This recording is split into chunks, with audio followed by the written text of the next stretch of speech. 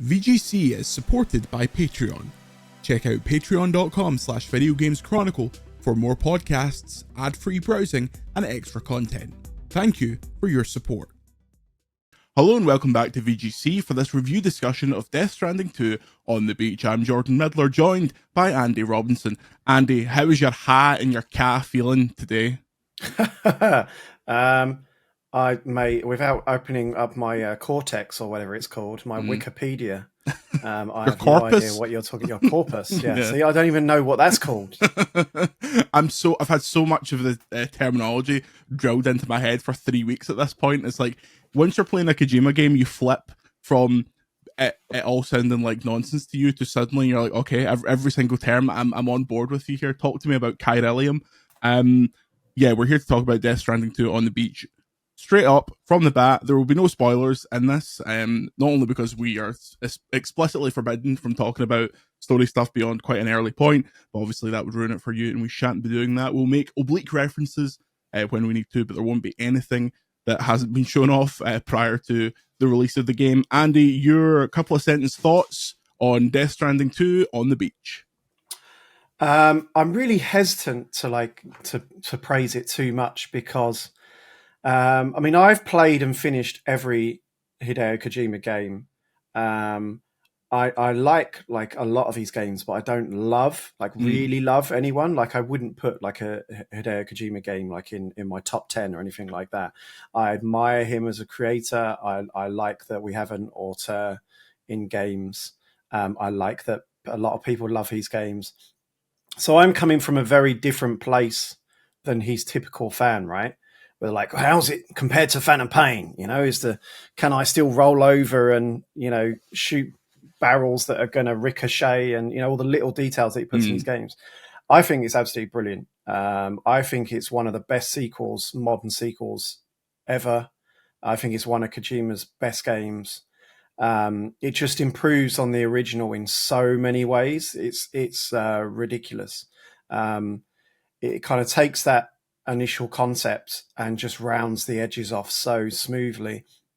It gives so many options to the players that, I've spoke to other reviewers and also other players when I went over to Kojima Productions for the preview phase, and everyone's seemingly playing it in a different way, in their own style, and having a good time.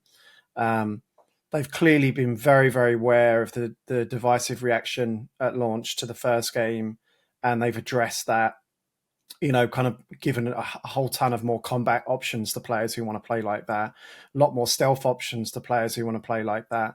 Or also you can just play it as a chill, wholesome, scary delivery game and just like drive to Hideo Kojima's iPod playlist and have a good time. It's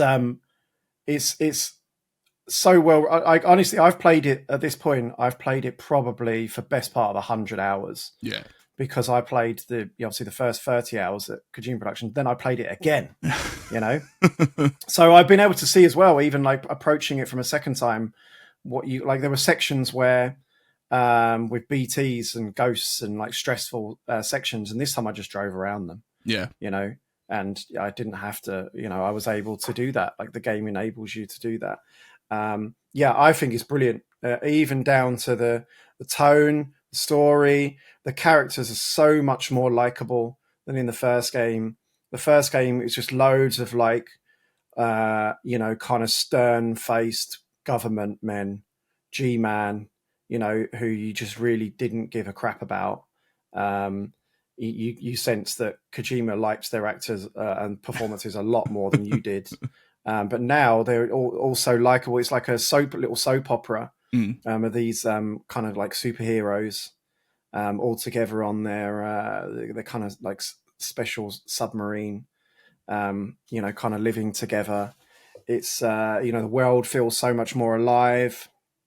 The side content is so much, better realized. It feels worth doing. There's little side plots everywhere and rewards worthy of your time. Do you know what? I almost hesitated to say this because I don't know if it's a really like a simple thing to say, and whether it just highlights my age. but it reminded me a lot of Mass Effect 2. Yeah, I could Um, see that. I don't know if it's just because I'm shooting through like hordes of robots, right?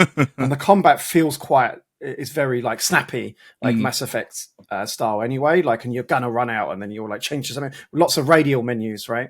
So that's already like very Mass Effect. But in a lot of other ways as well, like it's just so tightly balanced. Like it doesn't feel like there's any waste there, like in the way that Mass Effect was. In that, if you want to go and do all this tons of side content, you can do that, and that's there for you. And he doesn't outstay its welcome. Like the cutscenes are, the pacing is very expertly put together. There's like constant little drip feeds of stuff. Like you play and you're kind of looking forward to seeing what the narrative payoff will be for completing this delivery and getting over this mountain. A new character or a new development, and the first game kind of didn't do that so well. I mean, probably you'll hear a lot of criticism of the first game from me here, but you have to have the. I liked it. I didn't love it. I definitely liked it a lot more with the director's cut, where yes. they solved a lot of stuff. But you have to put the caveat in that, and I've done this, right? I've worked on a game with a new team, and I know how hard it is. And that I worked on an indie game, right? Not like a big AAA monster.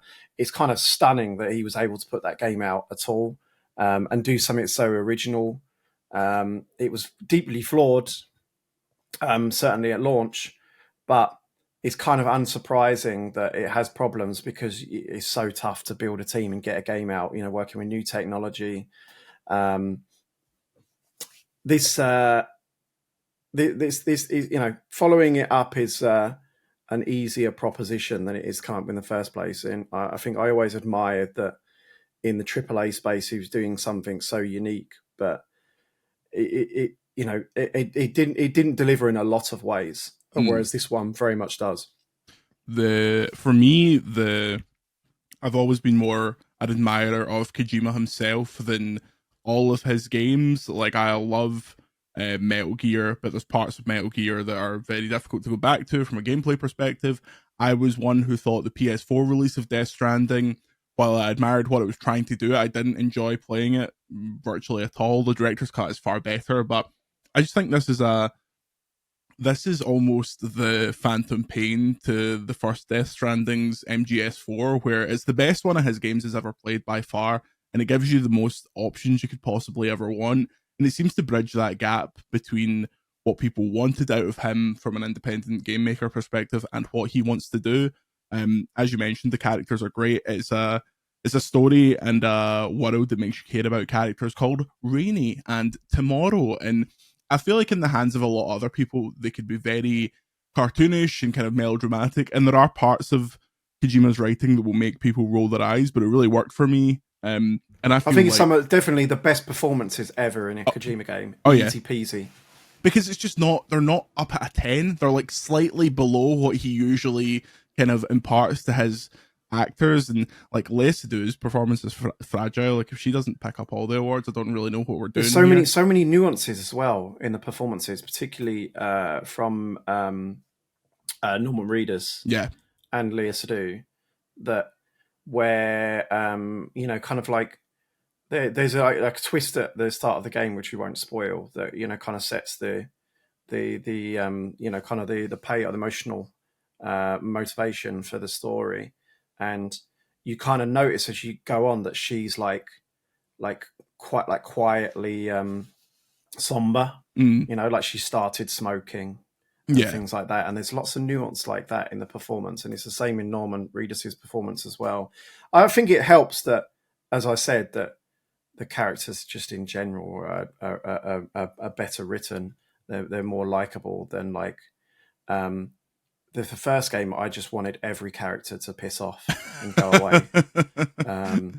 Yeah, that But in this one, it's absolutely not the case. Like you look forward to those cutscenes, right? Like you say in your review, like a lot of them have got absolutely nothing to do with the story. The having the Magellan, the main ship in the game, is such a great decision, a great choice, yeah. because it allows the cast to like follow you around the map, and you can like kind of the characters can develop together and spend time together. It's Especially great. especially when you first get Dollman, who's a little puppet guy. He's like, he looks a bit like Alan Wake. He hangs off the He side. does look like Alan Wake, doesn't he? Yeah, he hangs off the side of Sam's hip. I thought, okay, this might be like a little bit of comic relief or whatever, but he doesn't talk all that much. And when he does, it's usually like good tactical information, or they'll use it to really speed up a bit of exposition, which Kojima's games are famous for having these mega long cutscenes, but this game doesn't really. It's a lot more pared back in terms of it will send you on an hour long mission, and then maybe you're doing like a 10-minute stretch where you're watching a cutscene, but it doesn't sit you down and explain to you every single little minutia, and that's helped by the corpus, which is like your in-game Wikipedia. Anytime you can pull it up and work out what's happening. But I thought all of that was really well handled. From a gameplay perspective, it's still a game about delivering parcels. This time we're delivering them across Australia, and it's your job once again to link up the continent. The game's very quick about giving you new ways and new kind of methods for delivering these parcels. Like there's a monorail system now, which is similar to the roads in the first game. You contribute your materials. Other players across the strand contribute their materials, and yeah, you're throwing packages on your back or into a car or into a floating cargo holder, and taking them from place to place. I found that part of the game really enjoyable, not only because the world is absolutely ridiculous looking, like Australia, the map itself is beautiful. The lighting, the Decima engine is really something. Yeah, The lighting in particular is incredible, right? Like there's a day-night cycle in the game now, which makes a huge difference. And do you know what? I love the concept now, and I can't believe I'm saying that. I bounced off the first game so hard when it came out. Game about, so what? I've just got it's a fetch quest game. Yeah, like what is this? You know. But I absolutely love that the core concept is not just murdering, like relentlessly, right? And it works so well again because it gives you so many choices on how to do those things. Like you can. Like you and I have played this game in completely different ways, right? Yeah. Especially because it's emphasized by the fact that, keep in mind, I've already played this game for 30 hours before I started again. Like PlayStation and Kojima Productions did not even expect anyone at the preview event to review the game. They're like, of course you're not going to review it. You're not going to play this again. But I did, and I enjoyed playing for that first 30 hours again, and I just blasted through them. Like it's like watching one of those MGS5 speed runs, like right, shoot. Like I played this game a large chunk of it driving a car with two turrets on the side that just murdered anyone who came anywhere near me. And you played it completely differently, right? You were actually playing stealth approach and trying to infiltrate bases and not get seen. And that's great. That's what makes it worse, right? It makes it work. Where the first game, a lot of people bounced off of the delivery thing, is that you can do that. You can do combat. You can sneak in. You can use. There's so many different traversal methods now that you can use from the social system. The monorails, the zip lines are better. You can build larger bridges. That whole element of it in terms of, so in the first couple of hours, so to pull the curtain back, the strand system is all online, and during our review period for about half of it, the online system was working. Then they pulled it down.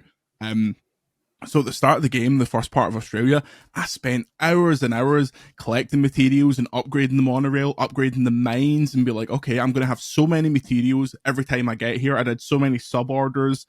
And then you get to kind of the halfway point, and that's when all the servers came down. And then it totally changed my playstyle again, because I'm like, well, I don't have roads. There's certain traversal elements. There's one specific traversal element we can't talk about that doesn't work unless the Cairo network's online, and I was using that a lot, so I had to change that. And every time I changed to a different playstyle, I was still having fun with it, which was kind of staggering to me, because I always found that when I used to play Metal Gear games, when I got found, that was like fun over to me. Like you pull out a machine gun and shoot everyone, but that's not what you're wanting to do. You're wanting to go around and be like this kind of silent ghost. Whereas in this, when stuff went wrong, I was like, okay, grenade launcher, bang, bang, bang, get in the car, turrets, run away. And I stopped really caring about playing one specific way, because all of it kind of worked for me. The only thing in the gameplay that I think is a wee bit of a shame because I thought they were very effective in the first game. Is BTs feel quite irrelevant in this game. Oh, I like that because I hated them in the first game. Like I thought they were rubbish. Tonally, I can see what you mean, but yeah, this kind of feels like the again old man reference, the aliens to Alien, because tonally this game feels very different to the first game, in my opinion. The first game was like this haunting beauty, right? Of like the green, it was Greenland and not Iceland landscape. Iceland, yeah, I always confuse those two. The Icelandic landscape, with like spooky ghosts, and that was the tone. Whereas this one, it's like just sort of like like militia bases in like prehistoric Australia. Yeah, that now has a snow-capped mountain for some reason.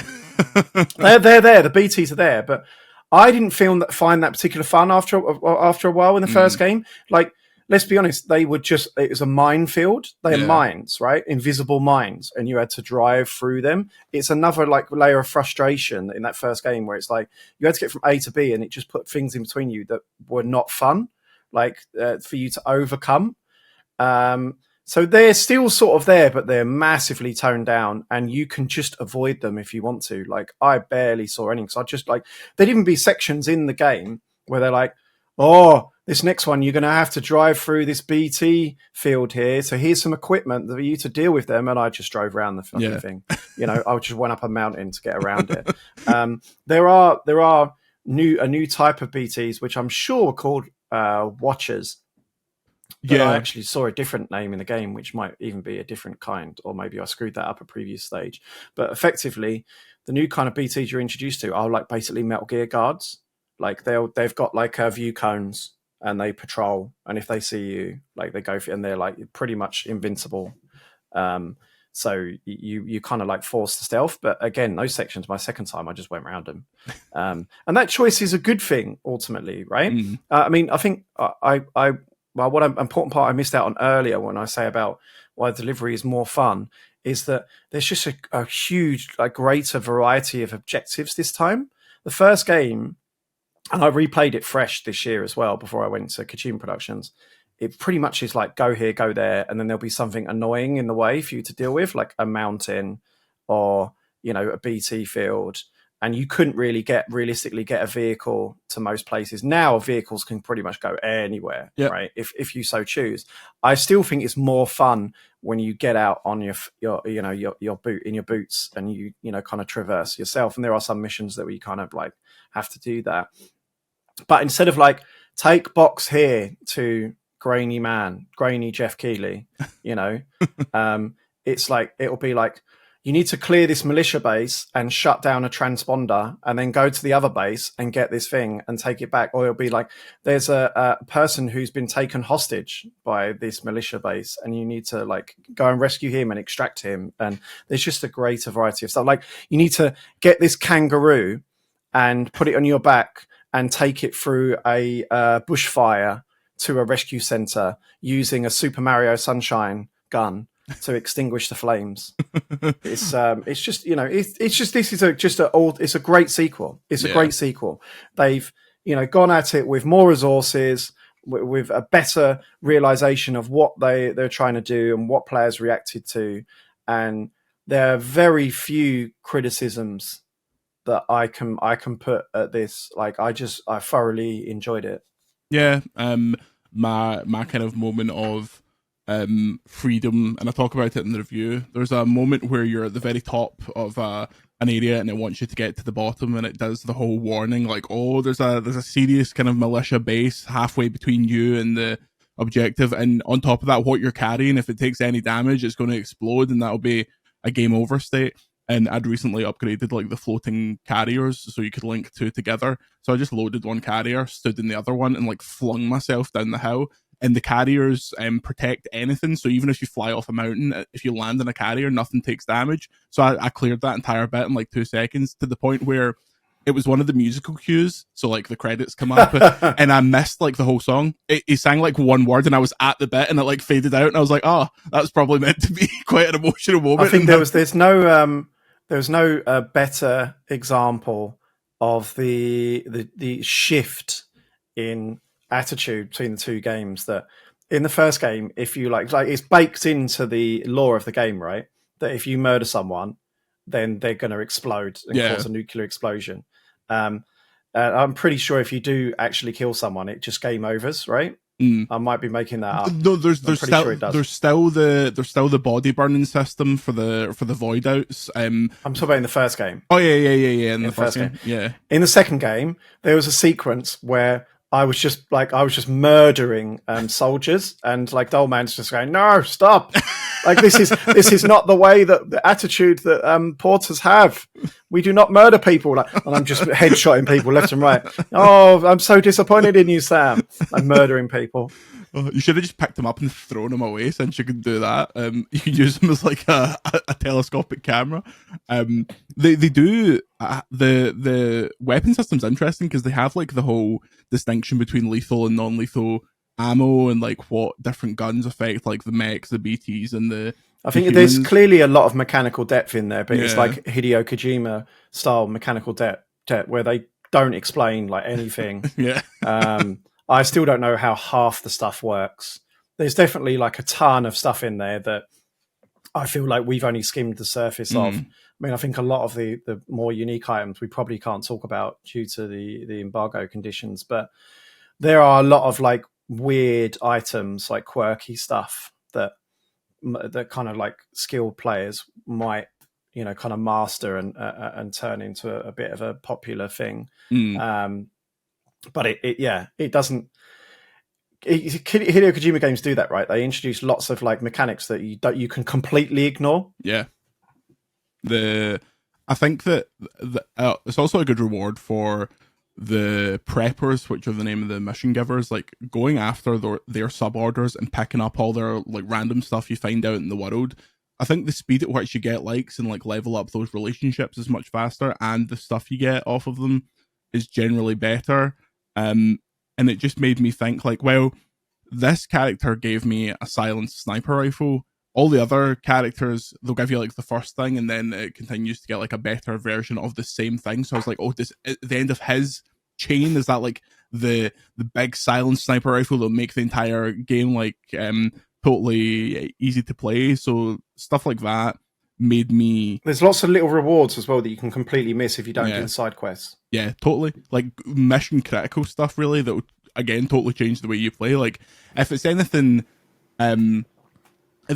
big, like there's one again that we can't talk about specifically, but it is a mode of transport that is hilarious and like really a mode of transport that would never put in the first game because it's like so comical, and that is given to you very specifically as part of a main mission. But there's tons of stuff like that, like and there's references to the first game. Like there's a prepper out on an island that initially it doesn't really make sense how you get out there because there's like a tar pit around them, and you get something off of them, and the person's like, oh, I invented this amazing thing for you, and they hype it up, and it comes up like the shoot, and it's something you had in the first game, and Sam's just like, thanks, I've already got one of them, and he's gutted about it. He's like, oh, I thought I was the first person to invent this, but they already had it in America.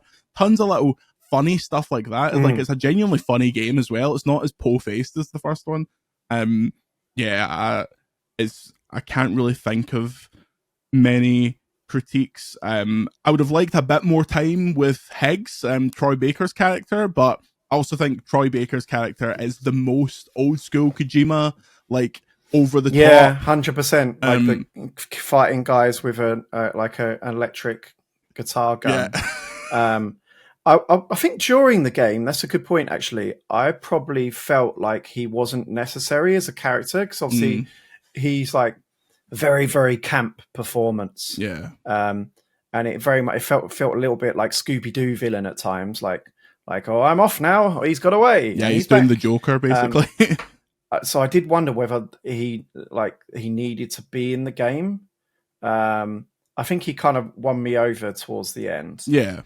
Towards the end of the game, that it was a worthwhile character I agree. There's also a few scenes towards the end involving him battling another character that are just directed, like the level of direction of the cutscenes in this game is absolutely unbelievable. It's brilliant. And that's obviously aided by the fact that all the character models look brilliant and the world looks brilliant and the soundtrack is just absolutely pitched perfect. Like Kojima has great taste in music generally, but the it's a lot more varied than this. It's a lot less kind of slow. Like there's still low roar stuff, obviously. Sadly, the musician behind that project passed away between the two games, but there's still tons of his stuff. But there's also kind of lighter moments, and yeah, as you keep coming back to it, it's a game that feels like it took all the criticism of the first one and acknowledged it, but didn't I think massively compromise. They very clearly they very clearly did. Yeah. I mean, when I played Went in blind for the first 30 hours of Kojima Productions, like I wrote in my preview, I was like, oh my god, it's like they've turned it into Metal Gear. I'm infiltrating a base and sniping guys out of watchtowers and extracting prisoners, and then afterwards they said that, and I was so glad that I hadn't made it up. They were like, yeah, among the team, we were like debating, like, is it too much like Metal Gear? Should we tone that back? However, the fans are constantly asking me for a new Metal Gear, so this is what I'm giving them. So I was glad about that. But he also said that he made it very clear that they track all the player data from I don't know about the first game, but certainly the director's cut. So they know how players play. And without them saying it, I got the distinct impression that they really have looked at that and taken it seriously, and helps, and shapes this game based on how players do approach that first game. I think still like narratively, there's still like they have some issues, like where like Hideo Kojima's games, for me, he always he comes up with like an interesting concept and then he goes several layers too far. Like it's just not necessary. Like he needs someone to tell him no. Like the issue I had in the first game, just like this weird thing that comes to mind, that the like exposure to use of the exposure to the BTs like makes them cry. Yeah. Right, because he looks really cool, right? But that's it. So then you just got loads of people just crying all the time, and like, what's going on? I do feel like I'm utterly convinced that there are some scenes in a lot of scenes in his games that are written for trailers, yeah. And then he just sticks them in anyway. Like, and you even notice that at time. I looked for it in this game. Like a lot of the trailer scenes that you know for this game appear like quite far into. They're very spoilerific, actually. These trailers, like in hindsight, usually. But the way they're written is like the dialogue is clearly written for like as if people were seeing it for the first time. Yeah. Like, oh, Sam, you're here on your new adventure with you're back with your friend. Yeah. And it's like you've been playing for 30 hours at that point. It's like a glamour shot of Elle Fanning where she says something that you already know. So there's a little bit of that, but he's toned way back, way back. Like whenever they talk about beaches and servers on beaches, and my eyes roll a little bit. Like this is not really necessary, and what? But as a whole, I think it's his best balanced narrative. Yeah, me the cast too. of characters we said is great. It's like I genuinely can't wait to go and play some more. Yeah, I think the core conceit, like the core relationship between Sam, Lou, Fragile, all those characters is grounded enough where the rest of the mad shit can like shine and work with everything else and not outweigh each other. Like I think it's all, as you say, very, very balanced. I think the performances really sell it. I also think it's just it's nice to see like a different side of Sam. Like Sam goes through a pretty difficult journey in this one, but his relationship with the crew and how that changes on the Magellan is really nice and kind of creates some interesting scenes.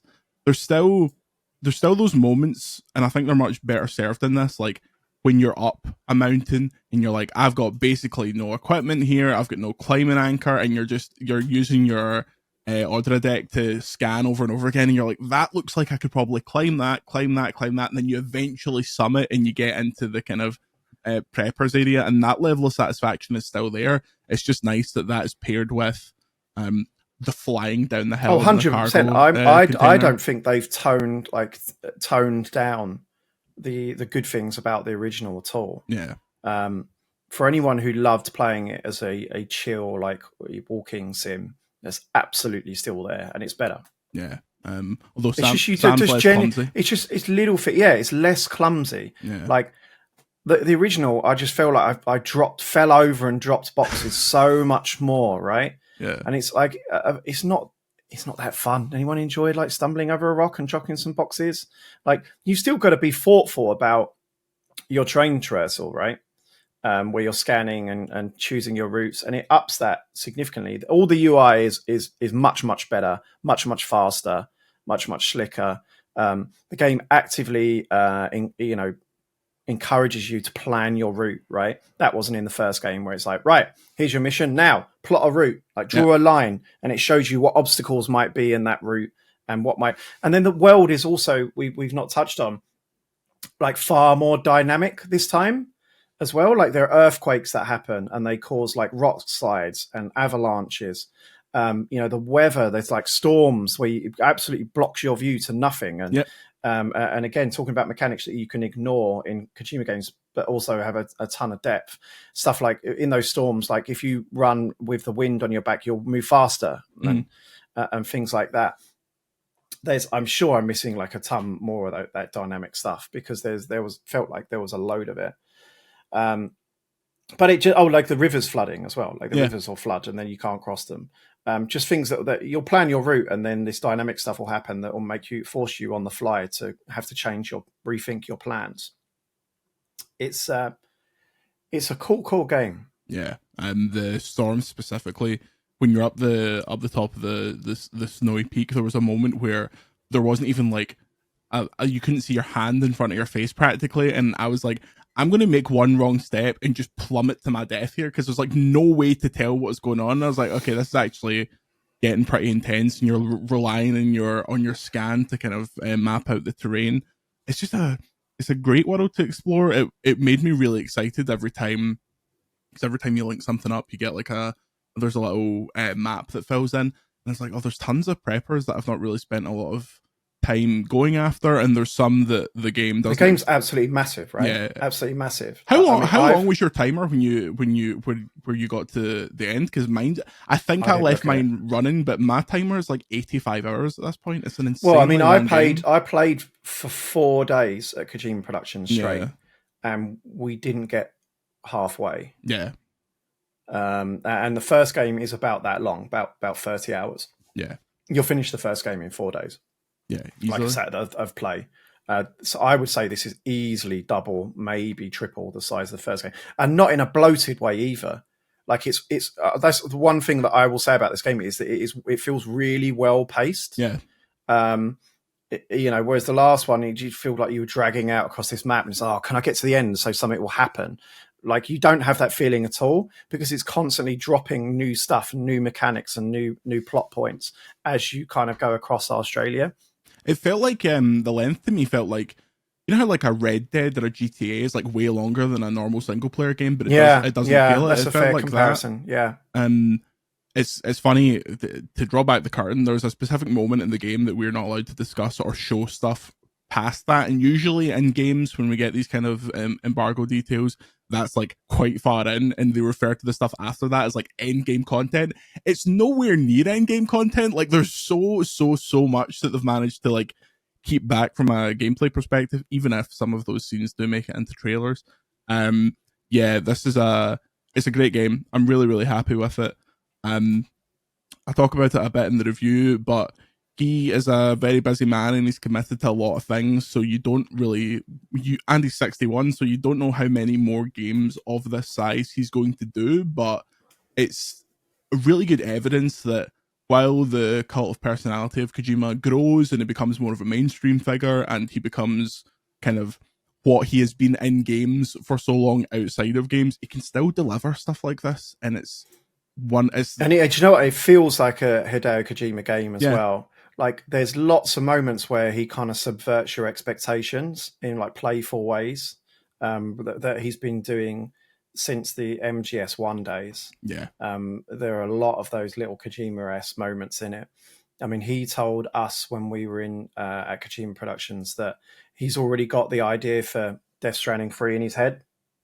And he insists that he's not going to make it, which he's said before. Yeah. But I really hope he does. Yeah. Like the concept is spot. Like I'm ready. I'm absolutely down for another one. Like the concept, he's now the concept now of like the plate gates and going to different continents and then going across, and great. Like that's exactly what he said. He basically like invented that idea. So now that you can make like tons of Death Strandings. Yeah. You know, Death Stranding in Africa and Death Stranding in Japan. Death Stranding in Japan. I mean, I suppose the kind of archipelago nature of Japan would be hard to connect up all the little different islands and stuff. But Death Stranding across the Amazon rainforest. Yeah, The Isle of Wight. exactly. Death Stranding Paisley. But before we fan cast the next 10 Death Stranding games, Andy, your closing thoughts on Death Stranding 2 on the beach? I think it's an all-time sequel. I absolutely. I mean, I liked the original game. I did not love it. I like a lot of Hideo Kojima games. I respect Hideo Kojima. I don't love. I really love any of his games, so I'm not like a huge MGS fan. I think I probably love this game. Yeah. Like, I mean, I need to digest it a bit, but I just really, really had a great time. And you're talking about, again, like a 70, 80, 90 hour game as well. Like I'm like a middle-aged guy with two young kids, and I don't play a lot of games like this anymore. I don't get the time. But I absolutely loved it. Yeah. Like even if you didn't play the original, I definitely think it's worth a go. And also I would say, don't bother with the original if you're going in first time with this. Watch a YouTube, catch up. There is something at the start of this game, but it's not great. Even as someone who played the original like me, I was going, eh? So you might want to watch a YouTube video, but yeah, definitely consider giving it a go. Yep.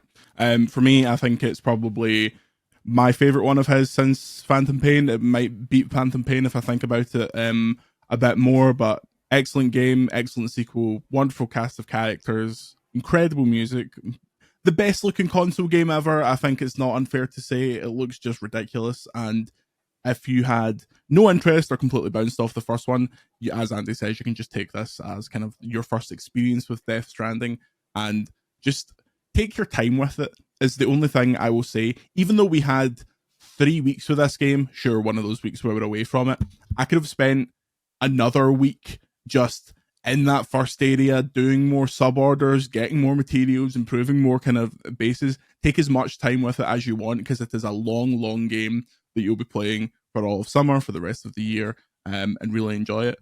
But yeah, a wonderful experience, and I think he's really delivered on this one. But that is us for our Death Stranding 2 on the beach review discussion. If you'd like more content from VGC, check out patreon.com/videogameschronicle and help us out over there. You can read my review on the website, and there's also a review Q&A where I answer some of the questions I didn't get time to answer in the review. Until next time, say goodbye, Andy. Goodbye. See you next time.